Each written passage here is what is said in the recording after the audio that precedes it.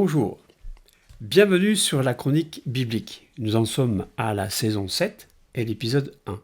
Je l'ai intitulé « L'ordre de Melchisédek ».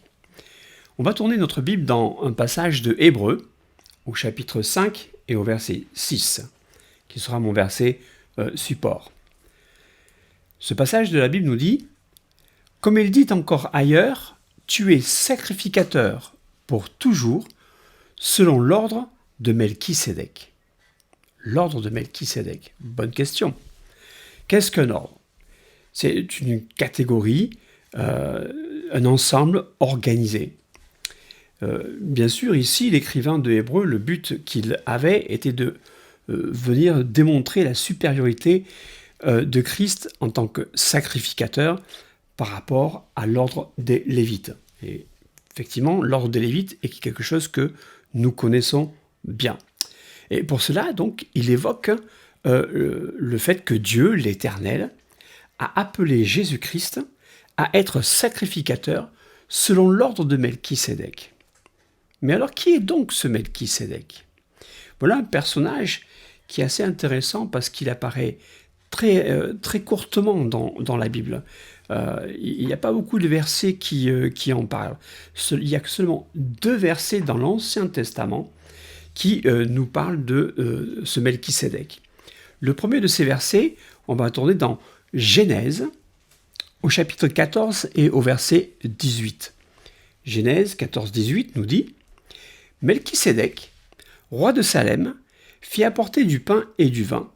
Il était sacrificateur du Dieu Très-Haut. » Et on retrouve le nom de ce personnage dans le psaume 110 au verset 4, où là, de manière prophétique, l'Éternel parle et dit « L'Éternel l'a juré, et il ne s'en repentira point.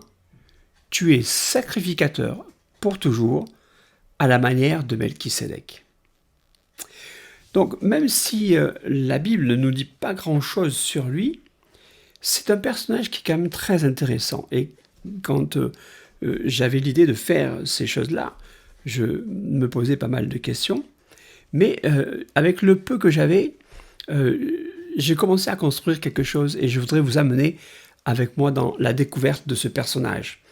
Et à partir de ces peu de versets que nous avons, je suis arrivé quand même à en déduire plusieurs choses sur ce personnage.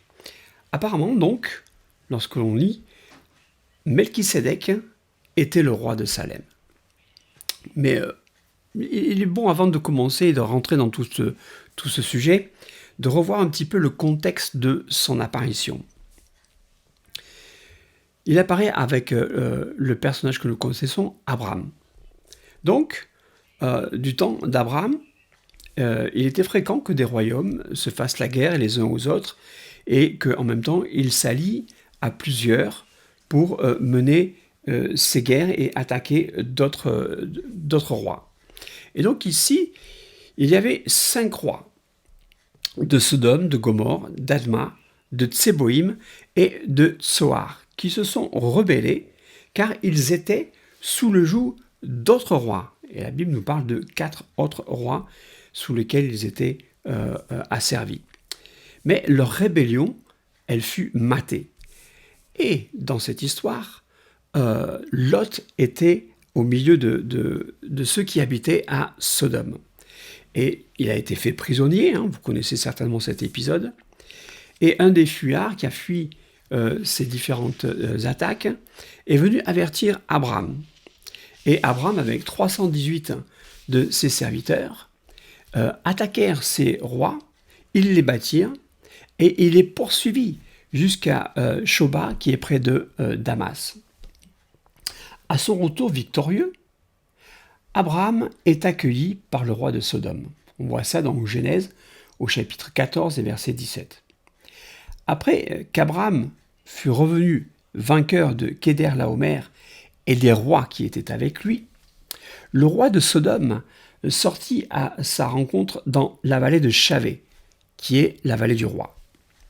Donc curieusement, c'est à ce moment qu'intervient Melchisédek. Il semble surgir de nulle part. On avait parlé de lui nullement. On parlait du roi de Sodome, apparemment, il était le roi dominant de cette coalition, comme Kedorlaomer était le roi dominant de l'autre coalition de rois. Mais là, il sort, et puis en fait, quand on cherche un petit peu, il semble que non, parce que la vallée de Shavé, qui veut dire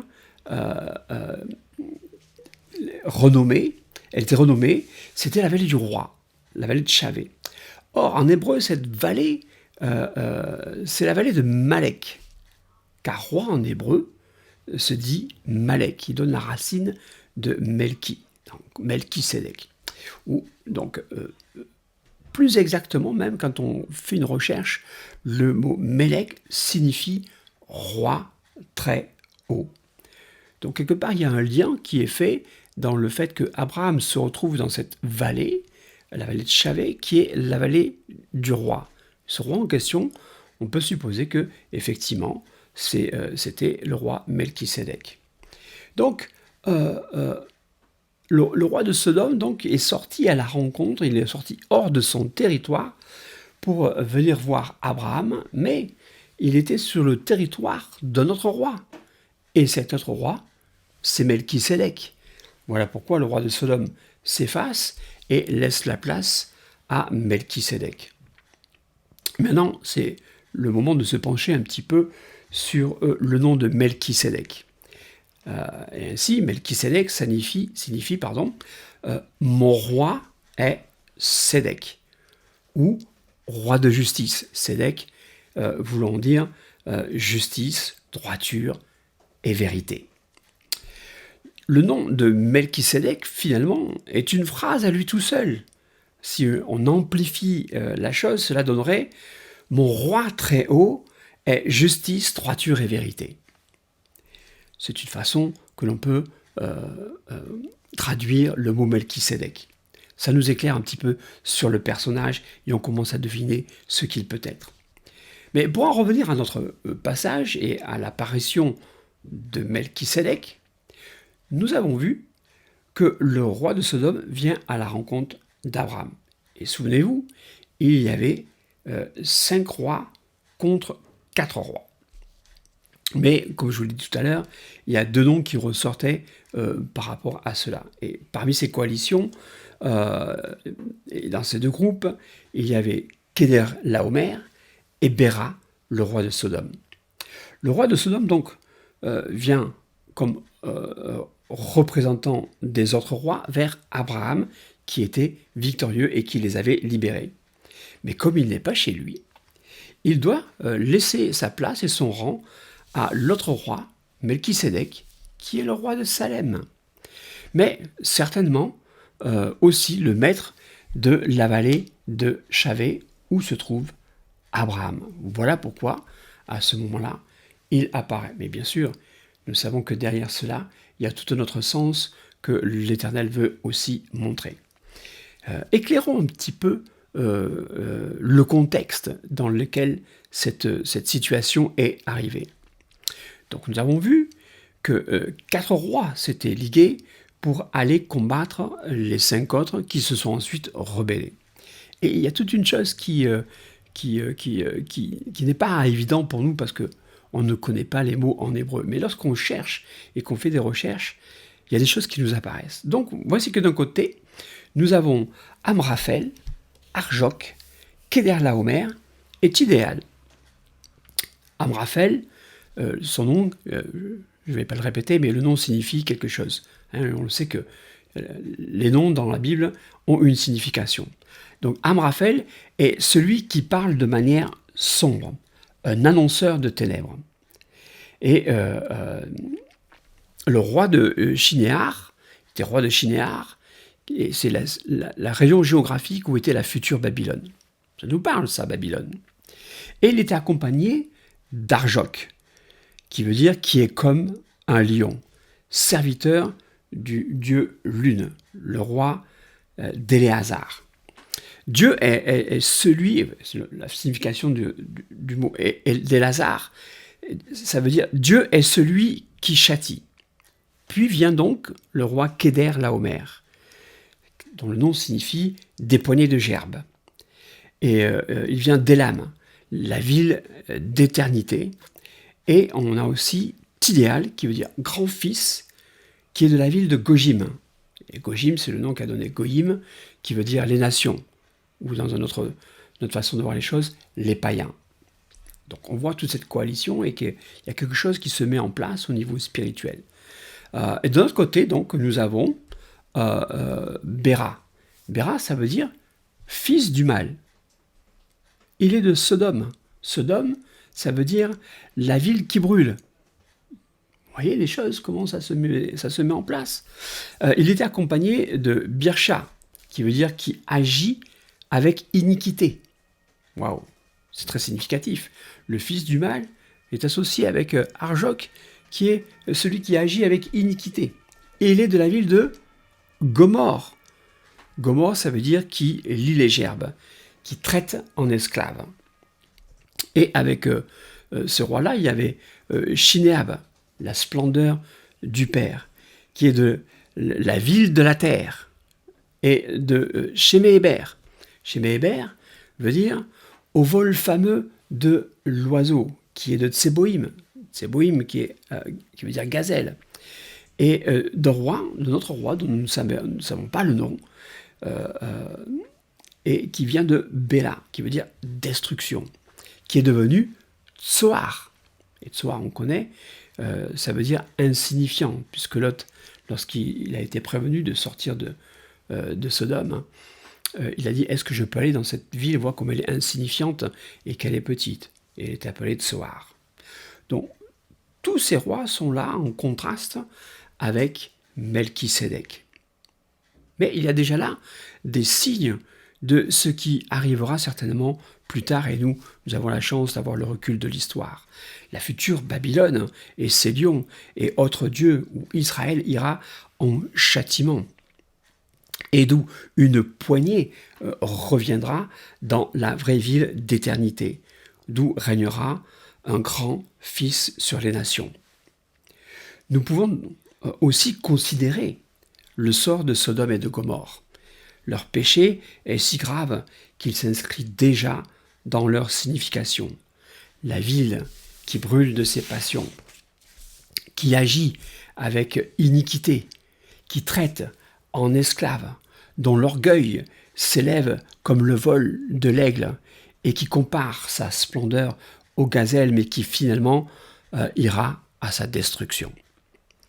C'est donc dans ce contexte que finalement Abraham fait la rencontre d'un roi qui est totalement différent, car celui-ci, Melchisédek, était sacrificateur du Très-Haut. Et ces paroles ont dû faire un choc à Abraham. Dans Genèse 14 et verset 19, où on voit Melchisédek qui est là, et il bénit Abraham, et dit « Béni soit Abraham par le Dieu Très-Haut, maître du ciel et de la terre. » Et Abraham découvre ici un roi qui connaît le Dieu que lui-même servait. Et pourtant, il ne fait pas partie de son ethnie.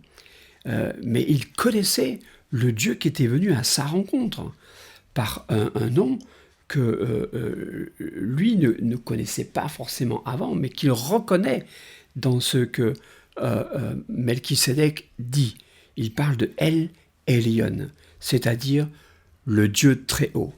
Et Abraham donc reconnaît dans Melchisédek ce sacrificateur du Dieu que lui-même sert. Et il adopte la manière de parler de Melchisédek. Et en prenant ce titre d'El Elyon, comme il le lui avait dit.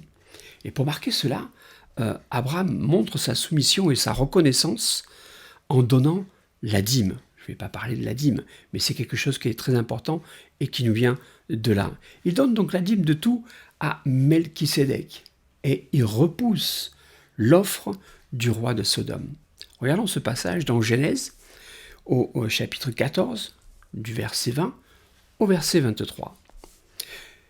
La parole de Dieu nous dit « Béni soit le Dieu très haut qui a livré tes ennemis entre tes mains. » Et Abraham lui donna la dîme de tout.